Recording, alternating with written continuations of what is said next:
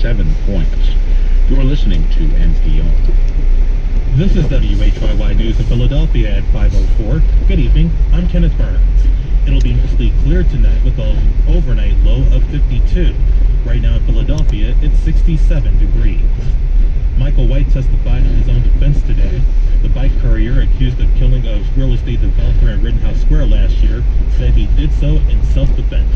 WHYY's Aaron Moselle reports. White says he stuck his knife into Skellinger's back because he feared for his life. Seconds before, White says Skellinger told him he would, quote, beat the black off him, then rushed at him and lifted him into the air. White says he showed the 7-inch blade to Skellinger before he got tackled to tell him to stay back. The two men came face to face because of a minor traffic jam.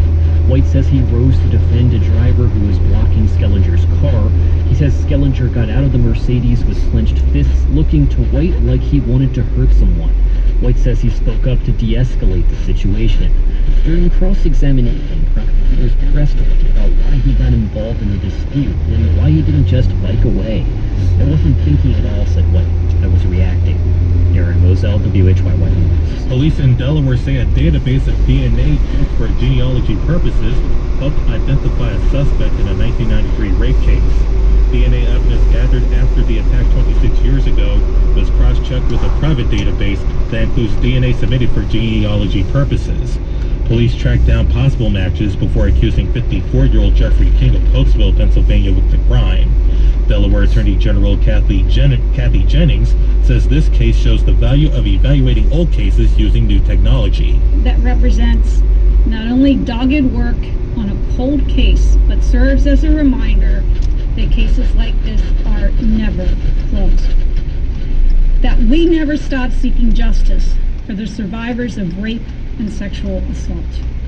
King turned himself into Newark police. He faces 2 counts of unlawful sexual intercourse. 67 degrees at 5:06. This is WHYY.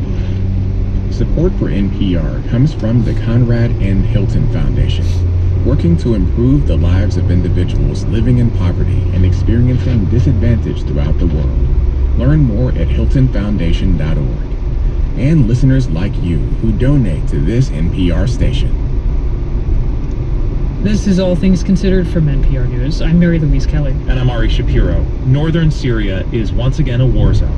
Just last week, President Trump ordered the withdrawal of U.S. troops, opening the way for a Turkish attack on Kurds in northern Syria. Now, Turkey, Russia, and Syria are all trying to gain leverage in a region where the U.S. used to ensure a fragile peace. We're going to focus now on what Syria's President Bashar al-Assad has to gain from this situation. Faisal Itani is an expert on Syria at the Atlantic Council, and he's here in the studio. Welcome. Thank you, Art. What is Bashar al-Assad's goal in this part of the country? What is his hope for this region? Bashar al-Assad has been single-mindedly focused on 2 tiers of goals, if you like. Almost to provide forces arrayed against him in the Gulf, which he did, thanks to Russian and Iranian intervention and other things.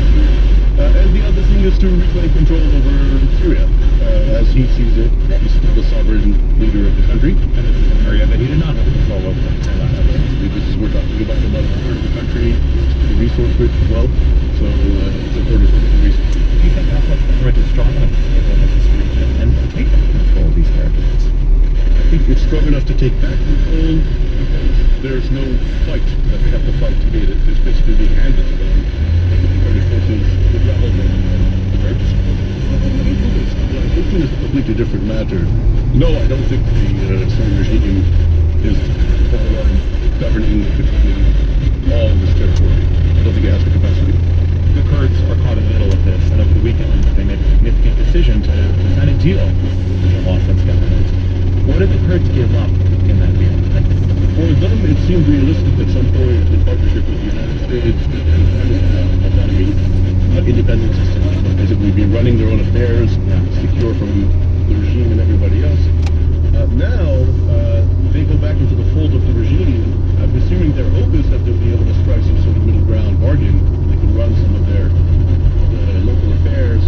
Personally, I don't think the regime would ever accept that as a state.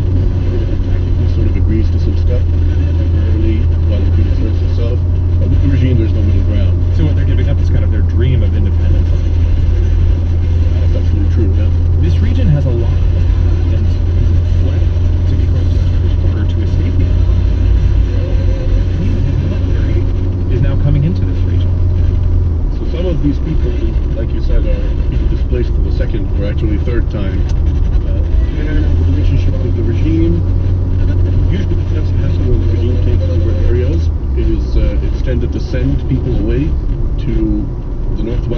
country, where refugees have been piling up, and the regime has decided they're going to deal with them later. That may happen to some of these refugees, but people who are accused of being in the opposition, cooperating with the Americans, being in ISIS or with ISIS, well, they're going to be persecuted and either put in prison or forced to join the Syrian military.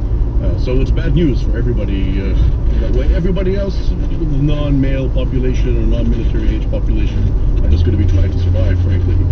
And in a way, ironically, once you get conquered by the regime, the United Nations has access to its territory because they work through the government, and it's at least in principle possible that they might get aid, but the regime is not going to prioritize those areas.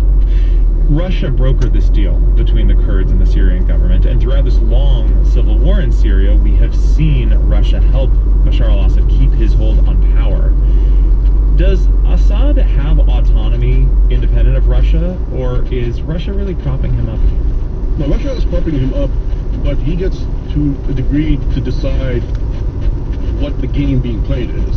So if Russia wants him to stay out of a territory, but he wants to take it, and he starts to launch military operations to take it, like happened in the Northwest, then they have to support him, because otherwise he'll lose. So he's kind of got some kind of leverage, even though he can't survive without the Russians. It's a strange situation that no one has, I think, total dictatorial control over the course of events. Now that the Kurds have signed a deal with Bashar al-Assad and made an alliance with the Syrian government, do you expect that the Turks will respect that and back off, or are we about to see a real confrontation between Turkey and Syria? I think this is not ideal for Turkey as an outcome. What they really wanted was to create a zone of influence and a buffer zone in northern Syria, partly to keep the Kurds away, but also so they could send all the Syrian refugees they're hosting back. That isn't going to happen. Obviously, the kind of territory they're going to take is going to be quite limited. Will they go to war with the regime for it? No, for the simple reason that Turkey also prefers the regime to Kurdish control. Yeah. So Turkey may not want to see Bashar al-Assad have control, but they would rather that than the Kurds have a degree of independence. Yeah, that's the irony. Both sides prefer the regime to one another. Faisal Attani is a senior fellow at the Atlantic Council's Rafiq Hariri Center for the Middle East. Thanks for coming in today. My pleasure. Thank you. So, as Turkey, Russia, and Syria rush to fill the vacuum left by the U.S., where does that leave the U.S. role? Our next conversation is with a former U.S. diplomat who's sounding the alarm about the way America is projecting power or not in the Middle East and beyond. Bill Burns served as Deputy Secretary of State. Before that, he was U.S. Ambassador to Moscow. Over his career, Burns served 5 presidents from both parties, and he writes in a blistering new essay in Foreign Affairs that he has, quote, never seen an attack on diplomacy as damaging to both the State Department as an institution and our international influence as the one now underway. He says we are now in a more dangerous moment than even a few months ago. There are tangible measures of that as well as intangible ones. The tangible ones, if you look at the State Department and diplomacy, are pretty straightforward. It's not just, the efforts of the White House to severely cut the budget for diplomacy and development, a combined budget, which is now 19 times less than the budget for the Pentagon. But I think even more damaging than that is the sidelining of career expertise. There are 28 so-called Assistant Secretary of State positions in the State Department. Those are the senior jobs around which American diplomacy organizes itself. Of those 28 positions, only one today is held by a career officer confirmed by the U.S. Senate. So those are the tangible measures. The intangible ones, I think, are no less serious. It's the president's own contempt for expertise. When he was asked a little more than a year ago whether he was concerned about the number of senior vacancies in the State Department, he said, not really, because I'm the only one who matters.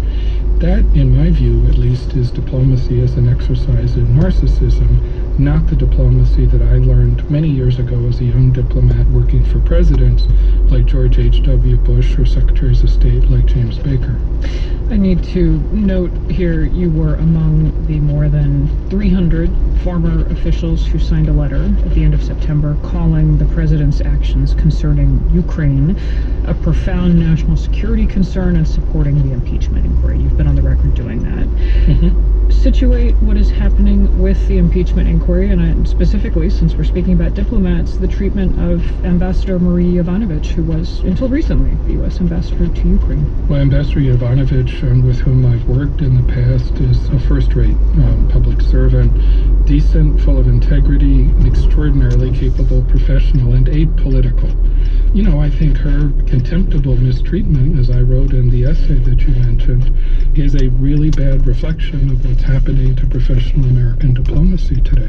And how so? What makes you describe it as contemptible mistreatment? She was doing her job. She was pushing hard against corruption, which is a huge problem in Ukraine, has been for several years. But I think she was seen by people like the president's personal lawyer, Rudy Giuliani, and others who were trying to use the leverage of the presidency to persuade the Ukrainians to pursue the personal political goals of the president.